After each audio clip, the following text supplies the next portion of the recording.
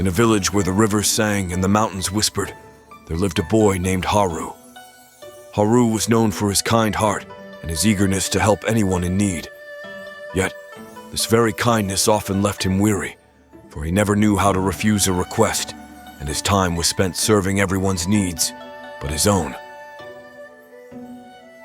One day, Haru heard of a Zen master named Nori, who lived in a monastery nestled between the folds of the great mountains. It was said that Master Nori understood the language of the wind and the songs of the stones. Hoping to find balance in his life, Haru set out to seek the master's wisdom. After a day's journey, Haru arrived at the monastery. The air was fragrant with the scent of cherry blossoms, and the sound of meditative chants floated on the breeze. He found Master Nori in a garden of willows, their branches swaying gracefully with the wind. "Master Nori," Haru bowed deeply, "I come seeking your guidance. My life is a constant stream of yeses.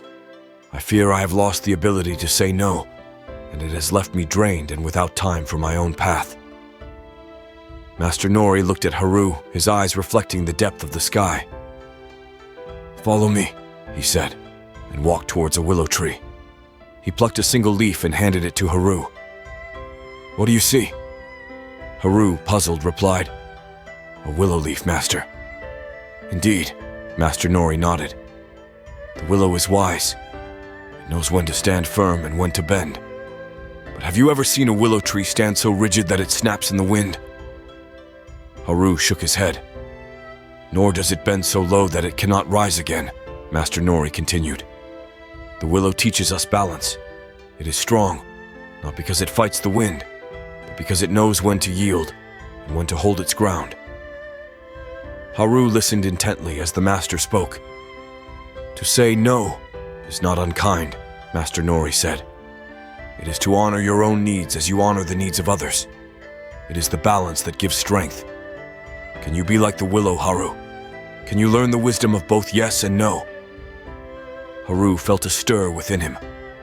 He looked at the willow, its branches dancing in harmony with the world around it. "I will try, Master," he said. "Then let us begin." Master Nori smiled. "Today, you will tend to the garden, but you must also find time to sit by the stream and reflect. If someone asks for your help, consider if it will keep you from your time of reflection. If it does, then kindly say no." Haru spent the day in the garden, and as the villagers came to him with requests, he remembered the willow. With each request that would impede his time for reflection, he found the strength to respectfully decline. It was not easy, but with each no, he felt a weight lift from his shoulders. As the sun dipped below the mountains, painting the sky with strokes of orange and purple, Haru sat by the stream. The water whispered of freedom, and for the first time in a long while, he felt at peace.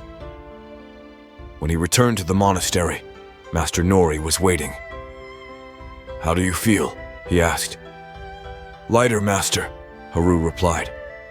"I've learned that saying no is not a rejection, but a way to honor my own needs and the flow of my life."